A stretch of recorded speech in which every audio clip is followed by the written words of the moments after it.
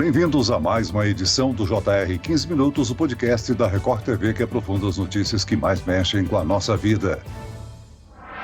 Afundada numa grave crise econômica e social, a Argentina vai às urnas no próximo domingo, dia 22 de outubro, no primeiro turno das eleições gerais. Estão em disputa os cargos de presidente da República, de governador em 21 das 23 províncias, o de chefe de governo da cidade autônoma de Buenos Aires, além das cadeiras das câmaras dos deputados e senadores. O cenário no país vizinho é de apreensão, com altas seguidas do dólar, protestos nas ruas e muita pobreza. Quem são os principais candidatos? Quem pode ser o novo presidente argentino? E como o resultado da eleição pode influenciar na relação com o Brasil? O JR 15 Minutos de hoje discute o cenário político da Argentina com o doutor em Relações Internacionais, Matheus Oliveira. Bem-vindo ao nosso podcast, professor. Obrigado, Celso. Prazer participar com vocês do podcast. Quem nos acompanha nessa entrevista é o repórter da Record TV, Fábio Menegatti. Fábio, é uma eleição cercada de muita expectativa. Além de toda a crise que o país vive, as prévias apresentaram surpresas, o que deixou a disputa ainda mais acirrada, né?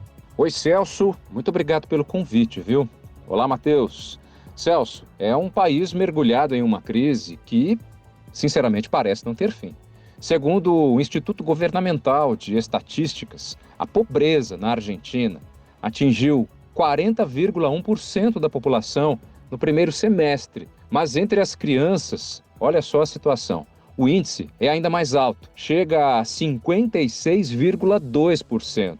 E é em meio a esse cenário que os eleitores vão às urnas no domingo. Nas primárias, disputadas em agosto, o candidato de extrema-direita, Javier Milei, da coalizão Liberdade Avança, teve 30,04% dos votos, à frente da aliança de centro-direita Juntos pela Mudança, de Patrícia Bullrich, que teve 28,27%, e do candidato de esquerda, Sérgio Massa, da coalizão União pela Pátria, que teve 27,27% dos votos. É um cenário muito apertado, que configura naturalmente um empate técnico. Agora, doutor Matheus, a Argentina entra em uma semana decisiva para o futuro do país, vivendo num ambiente de muita pressão e muita tensão, né? Sem dúvida, é uma das eleições, se não a eleição mais acirrada e mais aberta que o país já teve nos últimos, pelo menos, 20 anos. O último processo eleitoral que teve o mesmo grau de abertura, de incerteza envolvendo os candidatos, foi o de 2003, em que se sagrou vencedor o Néstor Kirchner, marido da atual vice-presidente, Cristina Kirchner, e, sem dúvida alguma, né, é uma situação muito em aberta ainda, em que é muito difícil, é praticamente impossível cravar quem deve sair vencedor. Muito provavelmente a situação, inclusive, deve ir para o segundo turno. Agora, professor, antes de discutir os candidatos e os cenários, é importante a gente explicar que o sistema eleitoral argentino é diferente do nosso, né? Lá, os candidatos passam primeiro por eleições primárias, chamadas de PASO. Isso. PASO é uma sigla que significa primárias abertas, simultâneas e obrigatórias. As PASO funcionam um pouco parecidamente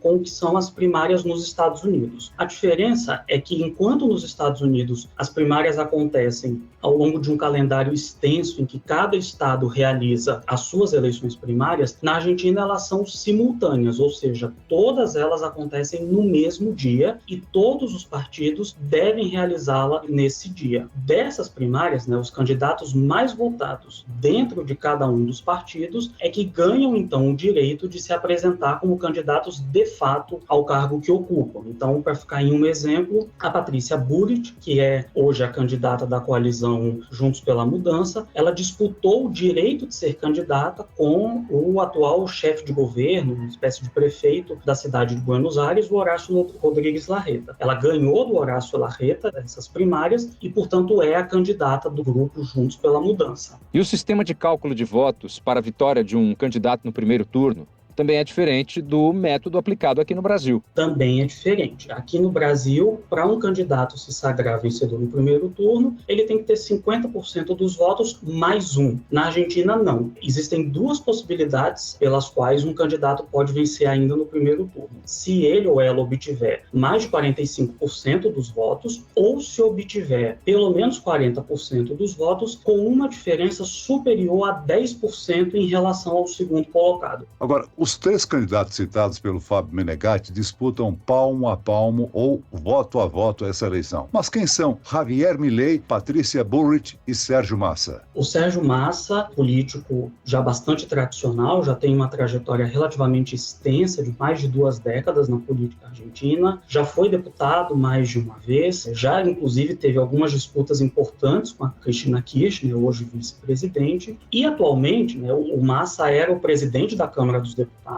e hoje, além de deputado, ele é também ministro da Economia. A meu ver, pelo menos, ele de modo algum poderia ser caracterizado como um candidato de esquerda propriamente dito, né? Ele é mais um peronista de centro do que de esquerda e que está tentando um feito bastante difícil, que é o de vencer essas eleições sendo ministro da Economia de um governo que vai terminar com um resultado econômico bastante ruim. A Patrícia Bullrich é uma pessoa também com uma trajetória política muito extensa, inclusive ela começou essa trajetória no peronismo, deixou de ser peronista lá no final dos anos 90, e ela teve uma participação importante no governo do ex-presidente Maurício Macri. Ela foi a ministra de Segurança do governo Macri e é muito conhecida por ter posições mais duras, né, posições muito mais rígidas do que o comum no âmbito da segurança pública, o que inclusive, creio eu, ajudou muito a catapultar as intenções de voto dela e os votos nas primárias. Ela venceu a disputa contra o Horácio Larreta, que é um sujeito que representava muito mais o establishment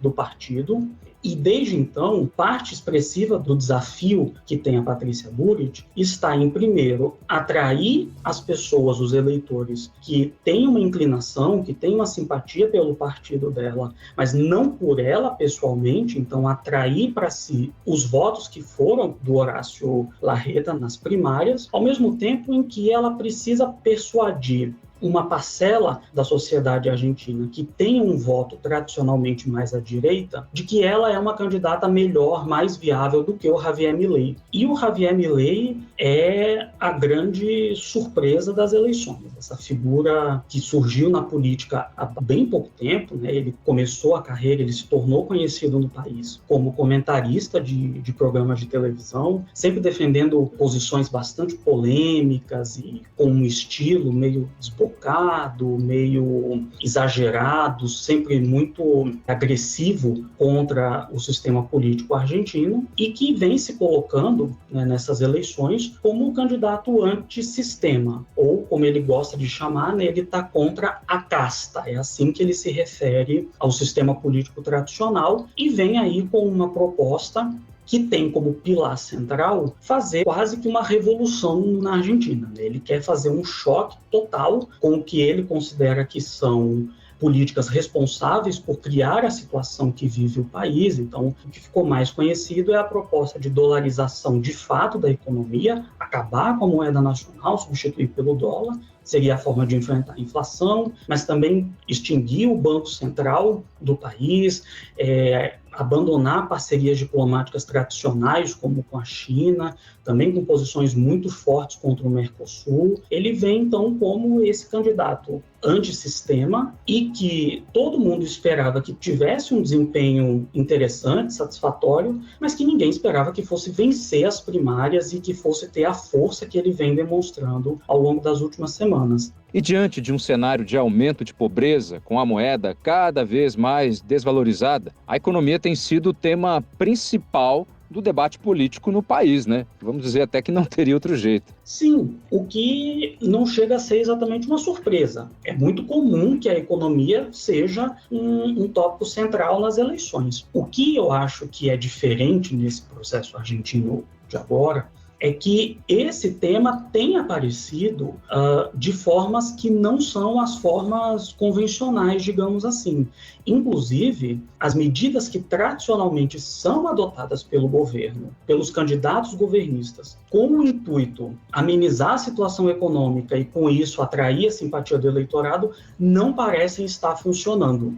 Como, por exemplo, subir o piso do imposto de renda, que foi uma coisa que o governo já fez. Isso não parece estar surtindo muito efeito. feito, o que eu acho que mostra que nós estamos testemunhando, na verdade, uma eleição que transcorre em meio a uma mudança importante na sociedade argentina e que a gente ainda não consegue visualizar muito bem que forma essa mudança vai ter. Agora, as pesquisas de intenção de voto apontam aí um cenário indefinido, né? Segundo o Atlas Intel do último dia 10, Sérgio Massa liderava com 30,6% contra 25,2% de Milei e 25% de Patrícia Bullrich. Já outros dois institutos de pesquisa da Argentina mostram Milei em primeiro lugar. Essa indefinição deve seguir até domingo, né? Com certeza. Tem pesquisas para todo gosto, tem pesquisas que mostram o Milei, tem pesquisa que mostra o Massa, mas a gente só vai saber de fato o que vai acontecer no momento que as urnas forem abertas. Eu acho importante frisar uma coisa: as pesquisas erraram feio o resultado das primárias. As pesquisas não estavam apontando o resultado que teve o Milei, então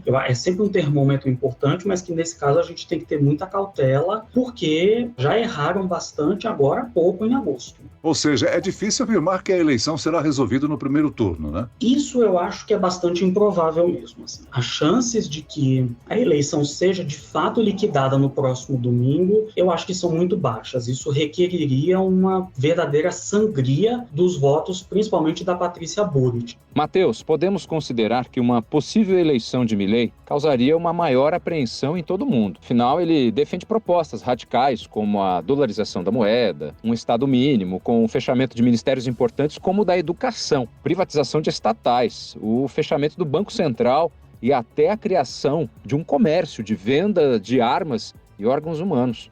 Pois é, tudo isso causa muita apreensão para os observadores internacionais, e eu acho que a apreensão ela vem mais de uma incerteza a respeito de como pretende implementar a agenda dele, porque a agenda, a essa altura, está mais ou menos clara. O que a gente não sabe é como ele pretende colocar essa agenda em prática. Para ficar em um exemplo, dolarizar a economia, abolir o Banco Central. São duas decisões que não são restritas ao presidente da República. Ele não pode, com uma ordem executiva, fazer isso. Ele vai ter que aprovar leis no Congresso Nacional que autorizem-o a fazer isso. Provavelmente, essas leis, mesmo que venham a ser aprovadas, serão contestadas na Suprema Corte do país. Como ele vai lidar com isso? Como ele vai lidar com o Congresso? Um Congresso em que ele, muito seguramente, terá minoria, e talvez não seja nem a primeira minoria. Então, isso causa muita incerteza, porque caso ele tente implementar essa agenda nos termos em que ela está sendo colocada, o mais provável é que o país passe por um período razoável de muita instabilidade, enquanto ele tenta passar uma agenda, negocia ou não negocia com o Congresso. É mais nesse como que eu acredito que está hoje a raiz das incertezas e das preocupações.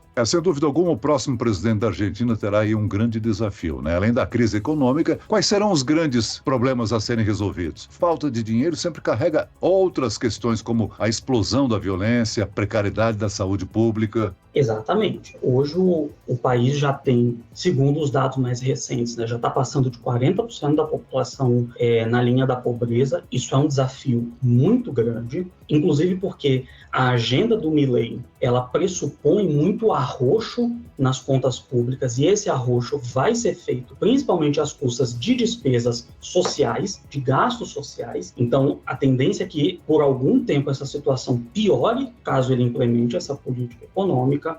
O desafio da segurança pública é muito grande e extremamente complexo. A Argentina tem um problema de segurança pública muito sensível e que toca muito a população hoje em dia. E eu acho que também tem uma questão política mais profunda, e aí, caso não ganhe o Milei, ganhe um dos outros dois candidatos, vai ser um desafio especialmente importante para esses dois eventuais presidentes. Professor, para o Brasil, a vitória de Javier Milei seria o pior cenário? O direcionamento político dele não vai em direção oposta ao que pensa o governo brasileiro? Seria um cenário de pesadelo. Seria muito ruim para o Brasil, porque ele já manifestou explicitamente um certo rechaço à figura do presidente Lula, que ele trata como sendo um comunista. Também já disse que pretende acabar com a participação argentina no Mercosul, que é o principal projeto da política externa brasileira para a região nas últimas décadas. Então, sem dúvida alguma, representaria um desafio diplomático gigantesco para o Brasil. Muito bem, nós chegamos ao fim desta edição do 15 Minutos. Eu quero aqui agradecer a participação e as informações do doutor em Relações Internacionais, Matheus Oliveira. Muito obrigado pela sua participação, professor. Obrigado você pelo convite, Celso. Até a próxima. E agradeço a presença do repórter do Jornal da Record, Fábio Menegatti. Obrigado, Fábio. Celso, eu que agradeço. Muitíssimo obrigado mais uma vez pelo convite. Obrigado, Matheus, pela oportunidade. Até a próxima. Esse podcast contou com a produção de David Bezerra e dos estagiários Lucas Brito, Fernando Russo e Cátia Brazão. Sonoplastia de Marcos Vinícius, coordenação de conteúdo, Edivaldo Nunes e Deni Almeida. Direção editorial, Tiago Contreira. Vice-presidente de jornalismo, Antônio Guerreiro. Você pode acompanhar o JR 15 Minutos no portal r7.com, nas redes sociais do Jornal da Record e nas principais plataformas de streaming. Eu, Celso Freitas, te aguardo no próximo episódio. Até amanhã.